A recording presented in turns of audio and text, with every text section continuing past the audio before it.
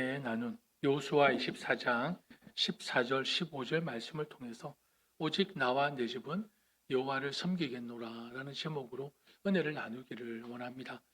5월 이제 가정의 달 마지막 주일입니다. 지금까지 나누었던 말씀을 이제 다 기억하고 계시리라 믿습니다.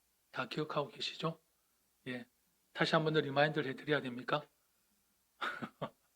지금까지 나눈 그 말씀들을 가지고 예수 그리스도의 평강이 다스리는 가정, 그리고 감사가 머무는 가정, 그리고 지난주 말씀이 뭐였죠? 지난주 말씀이 와이파이만 기억하십니까? 와이파이만 기억하시도 뭐 감사합니다. 우리 집 와이파이, 그죠? 우리가 하나님과 또 우리의 마음, 또 부모와 자녀의 마음 간의 그 흐르는 그 와이파이가 우리 가정에 더 필요함을 말씀을 드렸습니다.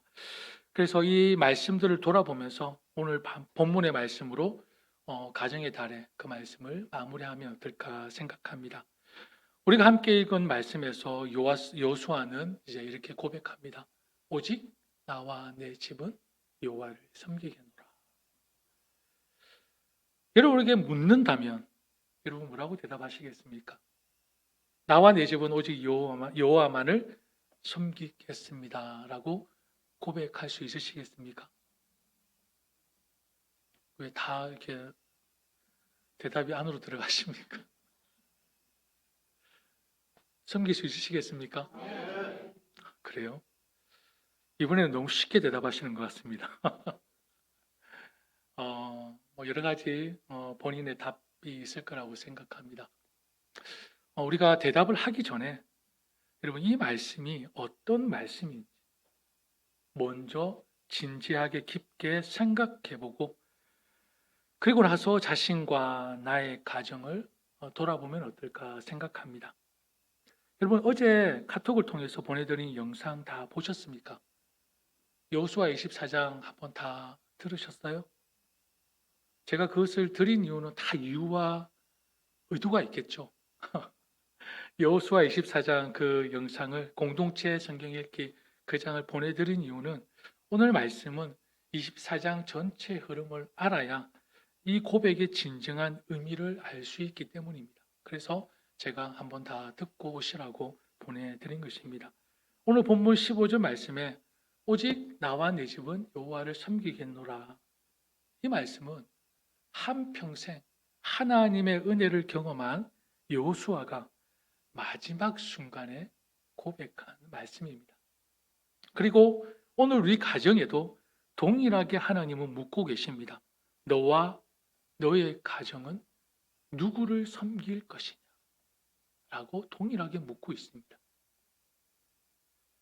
이제 나이가 든 여호수아는 이스라엘 백성들을 세겜 땅에 다 불러 모읍니다. 여러분 성경에 이 세겜이라는 위치는 너무나도 중요한 장소입니다. 왜 중요하냐면 창세기 12장에 하나님께서 누구를 부르십니까? 창세기 12장에 아브라함을 부르시고 그 아브라함이 하나님의 응답에 제사를 드린 곳이 어디입니까? 이 세겜 땅입니다. 그리고 창세기 35장에 야곱이 등장합니다. 근데 야곱이 그들의 민족들이 섬겼던 우상들을 다 파묻은 곳이 어디입니까? 바로 세겜 땅입니다. 따라서 이 세겜이라는 장소는 약속의 장소이고 회개의 장소이면서 다시 하나님께로 마음의 방향을 옮기는 장소가 바로 이 세겜이라는 위치입니다. 이제 여호수아는 그 세겜에 이스라엘을 세워놓고 이스라엘 백성들을 불러놓고 말을 합니다. 너희가 여기까지 어떻게 왔는지 기억하라 라고 말씀합니다. 근데 그것을 어디에서 말씀하십니까? 여호수아 24장 1절에서 13절을 통해서 우리가 14절 15절을 함께 읽었잖아요. 그 전까지 하나님께서 이곳까지 어떻게 인도했는지 기억하라라고 얘기합니다. 그러니까 나와 내 집은 오늘 택하라. 나와 내 집은 오직 여호와만을 섬기겠노라 라고 말을 선포하기 전에 하나님께서 지금까지 이스라엘 백성들을 어떻게 인도했는지를 그 은혜를 기억하게 하신다는 것입니다. 하나님께서 아브라함을 부르셨습니다. 그리고 하나님께서 이삭과 야곱을 주셨습니다. 그리고 하나님께서 모세와 아론을 보내셨습니다. 하나님께서 애굽에서 이스라엘을 건져내셨습니다. 하나님께서 광야에서 그들을 지키셨습니다. 하나님께서 그들이 수고하지 않은 땅을 주셨고, 그들이 건설하지 않은 성읍에 살게 하셨고, 그들이 심지 않은 포도원과 감람몬의 열매를 먹게 하셨습니다. 그게 1절에서 13절의 말씀입니다. 하나님께서 불러주셨고, 하나님께서 지켜주셨고, 하나님께서 먹여주셨고, 하나님께서 함께 해주셨습니다. 여호수아 24장의 앞부분에는 하나님은 내가 불렀다, 내가 주었다, 내가 보냈다, 내가 건져냈다, 내가 인도했다, 내가 너에게 땅을 주었다. 하나님은 내가를 계속 반복하고 있습니다. 무슨 말씀입니까? 하나님께서 이스라엘을 먼저 선택하셨다는 것이, 너희들이 나를 선택한 것이 아니라 하나님이 내가 너희를 먼저 선택했다는 것이, 이스라엘이 그들의 노력과 수고로 길을 만든 것이 아니라 내가 너희들의 길을 열어주었다는 것이, 내가 너희들의 길을 인도했다는 것이, 이스라엘 백성들이 하나님을 붙들고 여기까지 온 것이 아니라 하나님께서 이스라엘을 붙드시고 여기까지 인도해 내셨다는 것입니다. 그게 1절에서 13절의 말씀.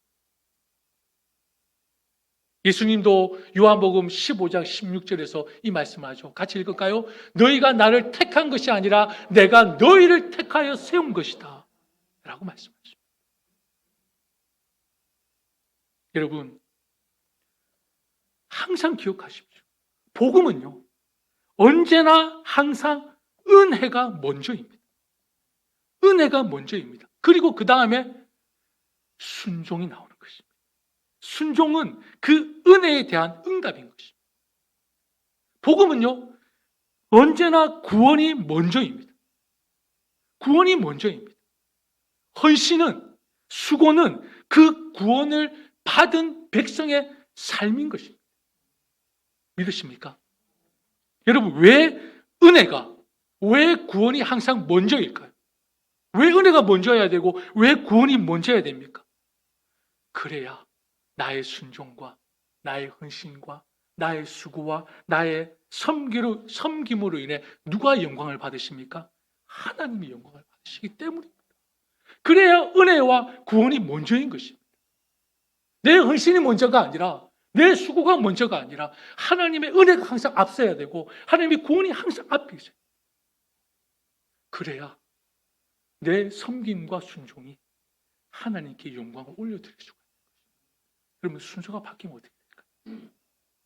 순서가 바뀌면 어떻게 될까요? 자주 보시지 않습니까? 그 순서가 바뀌면 내 마음이 상합니다. 그 순서가 바뀌면 공동체가 아파.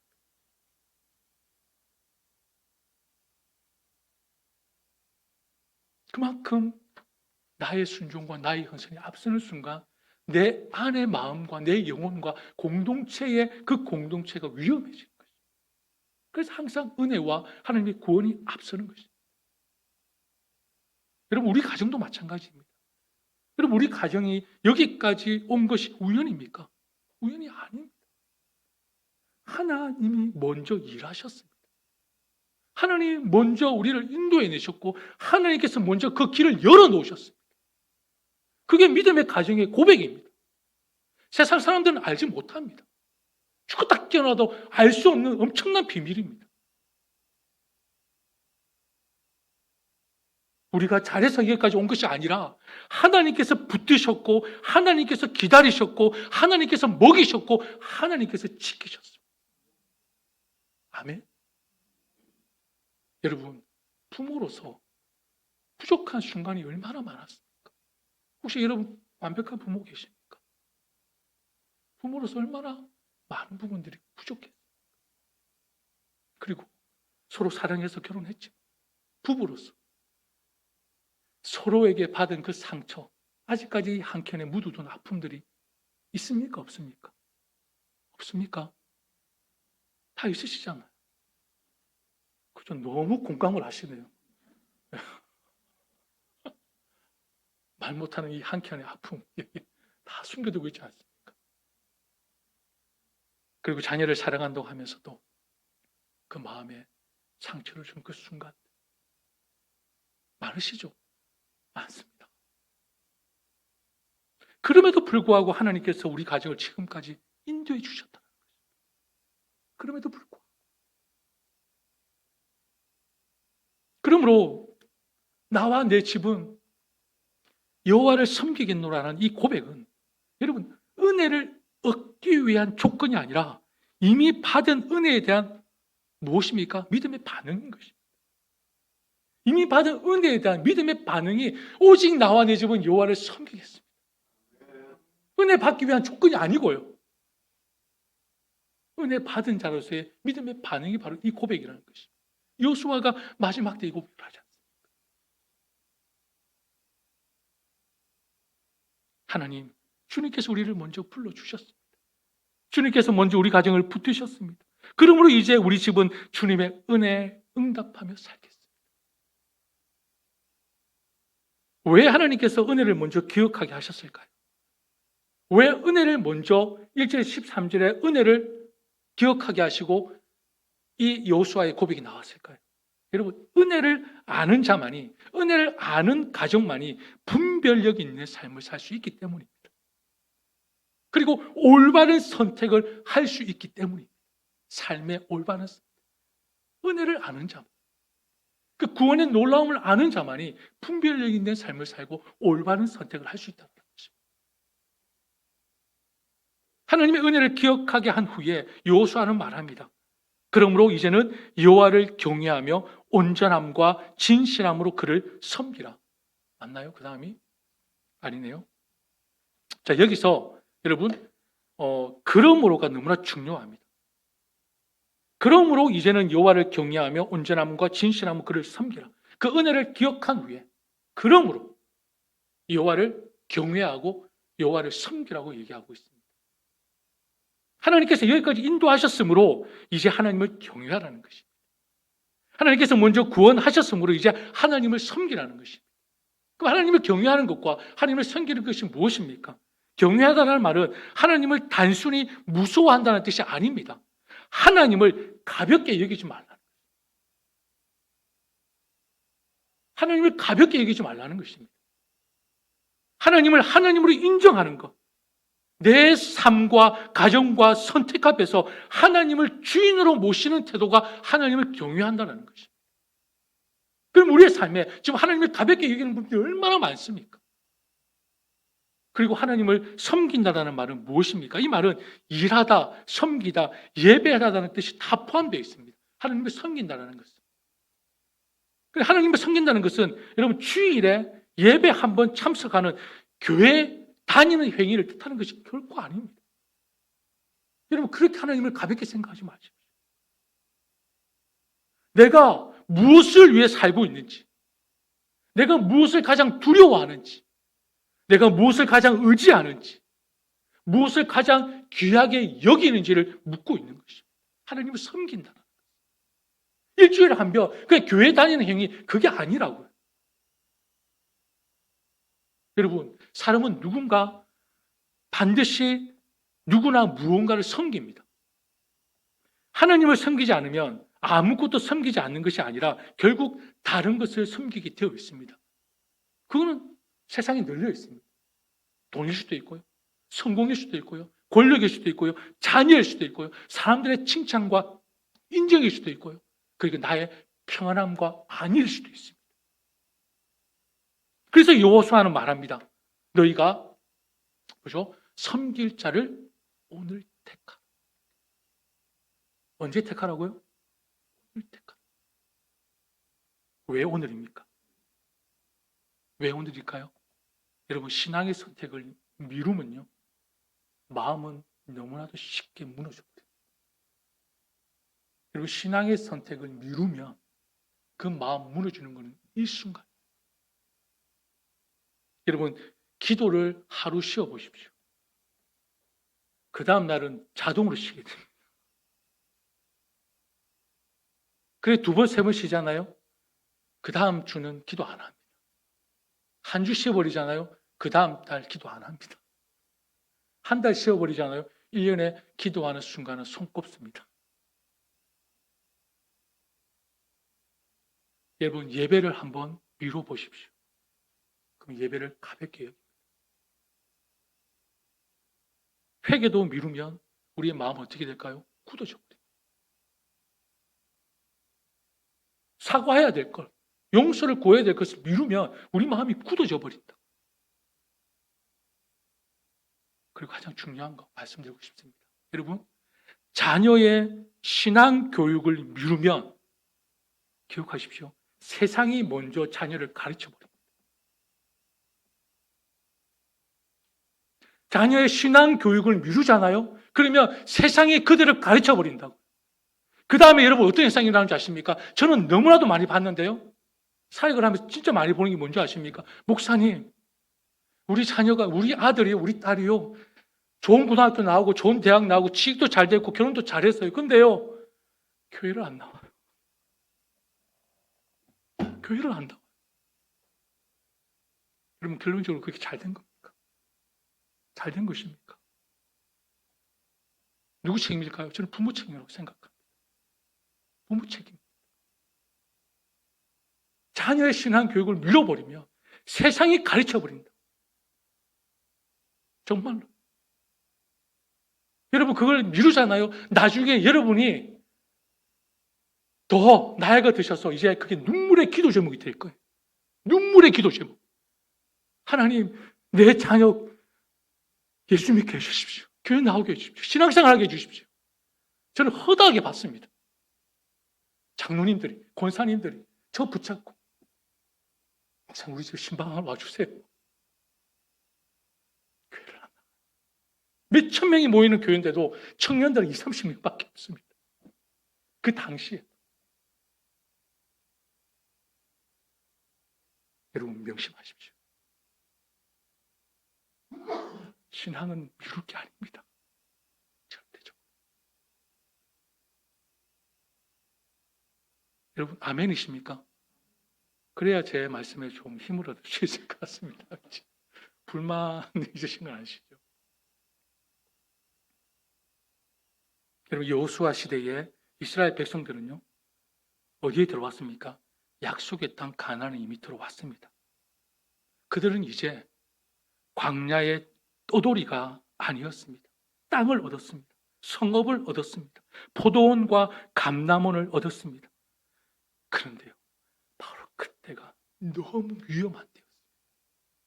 오늘 쉰자매가 딱 이상하게 그런 멘트를 해줬더라고요.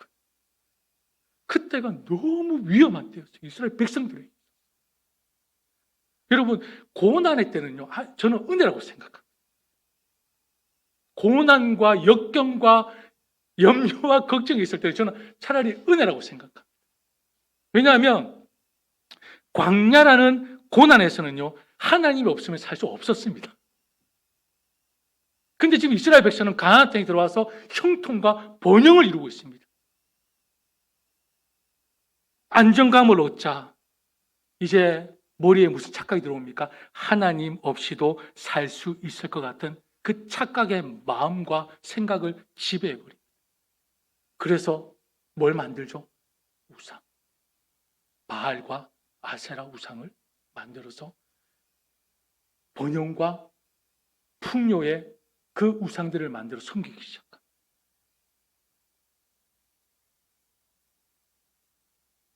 이 번영과 이 성공이 이스라엘 백성들에게서 가장 위험한 때라고.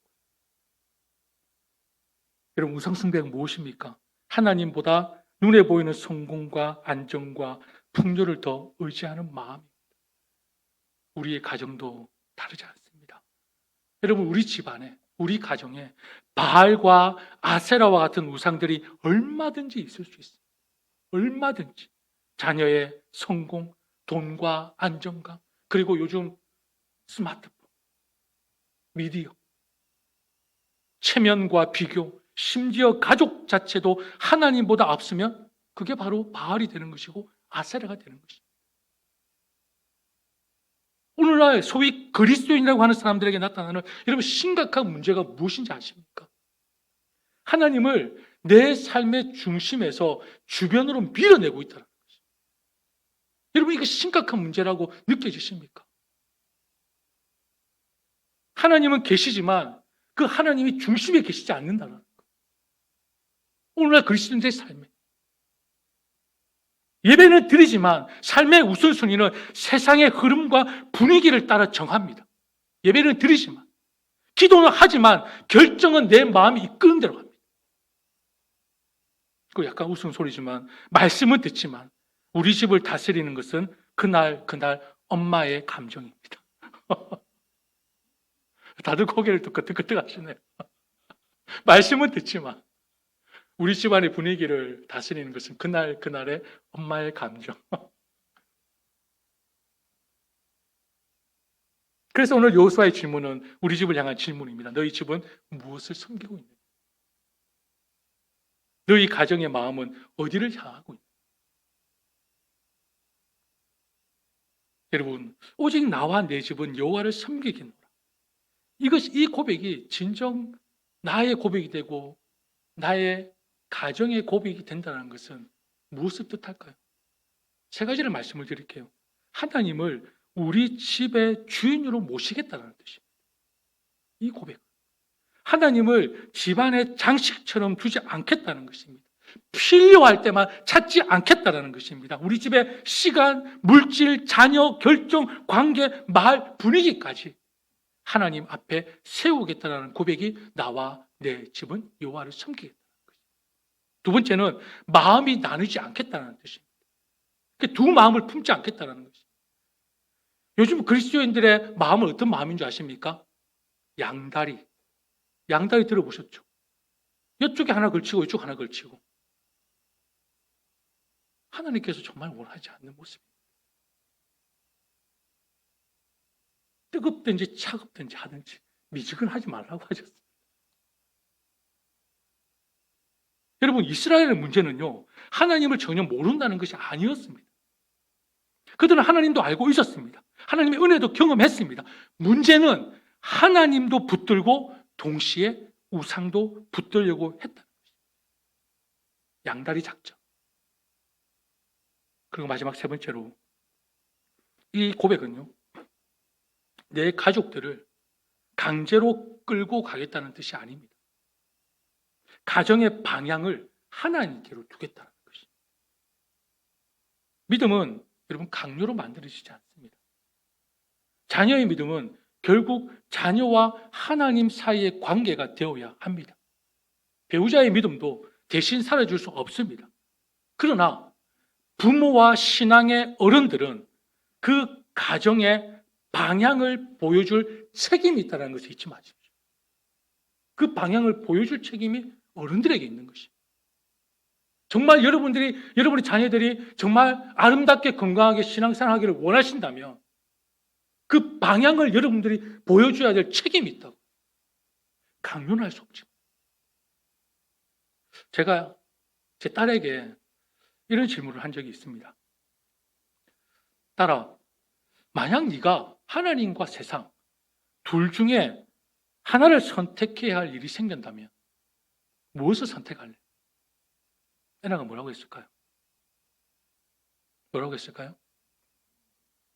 아무 생각 없이 하나님이라고 하더라고요. 아무 생각 없이. 그래서 제가 질문이 너무 쉬웠니?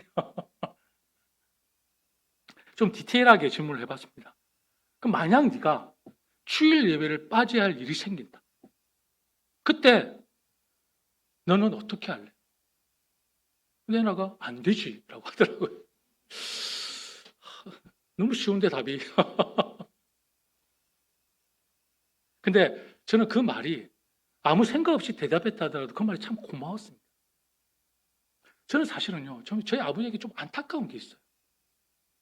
저는 학창시절에 주일을 한 번도 빠진 적이 없습니다. 근데 그 빠지지 않은 이유가 아버지가 무서웠어요. 근데 그것이 저는 완전히 다 잘못됐다고 생각하지는 않습니다. 아버지께서 이끌어 가셨기 때문에. 근데 그때 아버님이 조금 더 주일에 대한 개념과 또 하나님과 관계에 대한 부분들을 조금 더 의미 있게 설명을 해주셨다면 참 좋았겠다는 생각이 들거든요. 저는 애나에게 이렇게 물었습니다. 그래서 애나가 아무 생각 없이 안 되지라고 대답을 했지만 참 고마웠습니다. 그럼에도 동시에 저는 아빠로서 이런 말을 해주었습니다. 너가 한 이 말이 단순히 아빠가 목사이기 때문에 주의를 지키는 사람이 나는 되기를 원하지 않아. 그 말이 하나님 앞에서 너의 믿음의 고백이 되었으면 좋겠어. 세상은 그렇게 쉽지가 않아. 때로는 하나님을 선택하는 것이 손해처럼 보일 때가 분명히 있을 거야. 아니, 반드시 있을 거야. 네 마음이 속상할 때도 있을 것이고 너의 친구들과 다른 방향으로 가야 할 그런 순간이 올 수도 있을 것이고 그리고 좋은 기회를 놓칠 수도 있을 거야. 아니, 반드시 올 거야. 반드시 올 거야.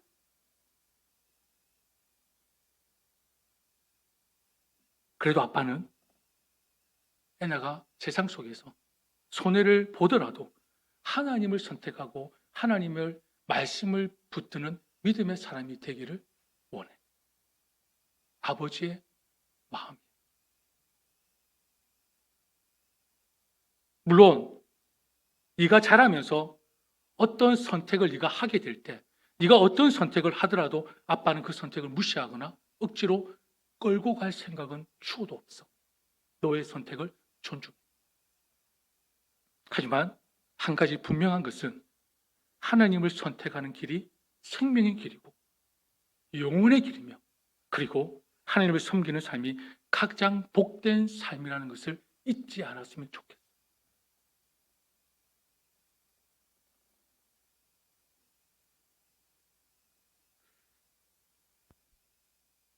목사 때문이 아니라 또 목사의 자녀로 자랐을 때문이 아니라 저는 그게 하나님의 마음이라고 저는 믿습니다. 모든 성도들을 향한, 사랑하는 백성들을 향한. 여러분, 자녀가 자라면서 어떤 선택을 할 때 부모가 모든 선택을 대신해 줄 수는 없습니다. 왜냐하면 신앙은 결국 부모와 자녀 사이의 문제가 아니라 자녀와 하나님 사이의 관계가 되어야 하기 때문이라는 것입니다. 그러나 부모는 보여줄 수 있습니다. 방향성을 제시할 수 있습니다.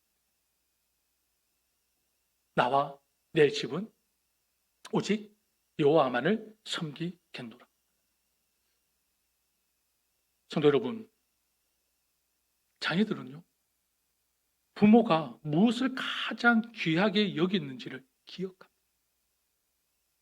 자녀들이. 부모가 무엇 때문에 화를 냈는지 기억하고 있습니다. 부모가 무엇 때문에 기뻐했는지를 기억하고 있습니다. 부모가 힘들 때 어디로 갔는지 기억하고 있다는 것입니다. 부모가 죄를 지었을 때에 어떻게 했는지를 자녀들은 기억한다.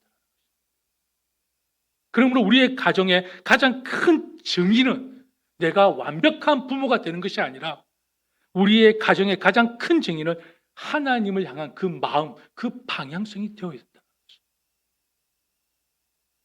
여호수아가 오늘 택하라고 했을 때 백성들은요 16절 말씀에서 이렇게 대답합니다. 같이 읽을까요? 백성들이 대답하였다. 주님을 저버리고 다른 신들을 섬기는 일은 우리가 절대로 하지 않겠습니다. 여러분, 명대답이지 않습니까? 너무나 좋은 대답입니다. 그런데 여호수아는요 그 대답을 듣고 어떻게 응답한 줄 아십니까? 같이 읽을까요? 당신들은 주님을 섬기지 못할 것입니다. 그분은 거룩하신 하나님이시며 질투하시는 하나님이시기 때문에 허물과 죄를 용서하지 않을 것입니다. 이스라엘 백성들이 절대로 주님을 저버리지 않을 것입니다라고 얘기했는데 여호수아가 당신들은 주님을 섬기지 못할 것입니다. 무슨 말입니까? 너무나도 용기를 가지고 주님을 절대로 저버리는 일 없을 것입니다라고 응답했는데 여호수아는 또 거기에 찬물을 끼얹어버립니다. 여러분, 어떤 의미일까요? 이 말은요, 백성들의 그 대답을 절망시키려고 하는 말이 아닙니다. 뭐죠? 너희들의 힘과 의지를 믿지 말라는 것입니다. 하나님을 섬긴다는 고백을 가볍게 만들지 말라는 것입니다. 여러분, 우리 집은 하나님을 섬기겠습니다 라는 말은 너무나 귀하지만 우리의 의지만으로 지킬 수 없다는 것입니다. 우리 가정은 결심만으로 채워지지 않는다는 것입니다. 부모의 의지만으로 거룩해지지 않습니다. 자녀는 부모의 그 잔소리만으로 믿음의 사람이 되지 않습니다. 부부는 노력만으로 모든 상처를 치유하지 못합니다. 그래서 우리에게는 뭐가 필요합니까? 은혜가 필요한 것입니다. 1절에서 13절에 은혜를 먼저 기억하게 하셨다. 성령의 도우심이 필요하고 예수 그리스도의 십자가가 필요한 것입니다. 여호수아가 이스라엘을 약속의 땅으로 이끌었다면 참 여호수아이신 예수 그리스도는 우리를 하나님 아버지의 집으로 이끄시는 분이십니다. 여호수아가 너희가 섬길 자를 오늘 택하라고 있었다면 예수님은요 먼저 십자가에서 우리를 섬겨주셨어요. 그 말씀이 그 다음 구절에 같이 읽을까요? 인자가 온 것은 섬김을 받으려 함이 아니라 도리어 섬기려 하고 자기 목숨을 많은 사람의 대속물로 주려 함이니라. 우리가 하나님을 섬기겠다고 고백하기 전에 무슨 일이 일어났습니까? 예수님께서 먼저 자기 생명을 내어주심으로 우리를 구원해 주셨습니다. 이게 복음입니다. 그러므로 우리 집은 여호와를 섬기겠습니다라는 이 고백은 우리 집은 주님의 은혜가 너무나도 필요합니다. 우리 집은 스스로 설 수 없는 집입니다. 우리 집은 오늘 다시 십자가 앞에 서야 합니다 라는 고백이라는 것입니다. 나와 내 집은 여호와를 섬기겠다는 것입니다. 우리 집은 너무나 연약, 주님의 은혜 없이는 설 수 없습니다. 주님의 그 십자가의 보혈이 우리 가정에 매일매일 반드시 필요합니다. 사랑하는 성도 여러분, 오늘 우리도 어디에 서 있습니까? 여호수아가 백성들을 세겜에 불러 모았듯이 우리도 지금 세겜에 서 있습니다. 하나님께서 우리에게 물으십니다. 너희는 누구를 섬길 것이냐? 우리 집이 하나님을 섬긴다는 것은 단지 집안에 성경책이 있다는 뜻이 아닙니다. 단지 교회에 다닌다는 뜻도 아닙니다. 우리 집의 마음의 방향이 어디로 향한다? 하나님께로 향한다는 뜻입니다. 우리 집이 완벽해서 하나님을 섬기는 것이 아니라 우리 집이 연약하기 때문에, 우리 집이 부족하기 때문에, 우리 집이 흔들리기 때문에 하나님의 말씀이 필요하고 하나님의 은혜가 필요합니다. 무엇보다도 우리 집이 지금 누구와 함께 살고 계십니까? 여러분의 집에 누구랑 함께 살고 있죠? 누구랑 함께 살고 있습니까? 옆에 한번 보십시오. 같이 사는 분들은. 누구인 것 같습니까? 다 죄인들입니다.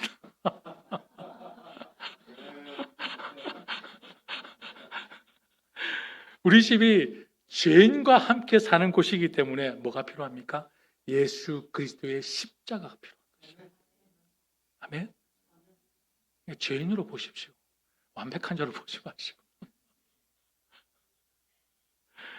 그러므로 오늘 여러분 믿음으로 고백합시다. 오직 나와 내 집은 여호와를 섬기겠노라. 이 고백이 우리 가정의 기도가 되기를 바라고, 이 고백이 우리 부모님의 눈물이 되기를 바랍니다. 이 고백이 우리 자녀들에게 남겨줄 믿음의 방향이 되기를 바랍니다. 더 나아가서 이 고백이 우리 교회 모든 가정을 다시 하나님께로 돌이키는 은혜의 고백이 되기를 축복합니다. 우리 함께 찬양하겠습니다.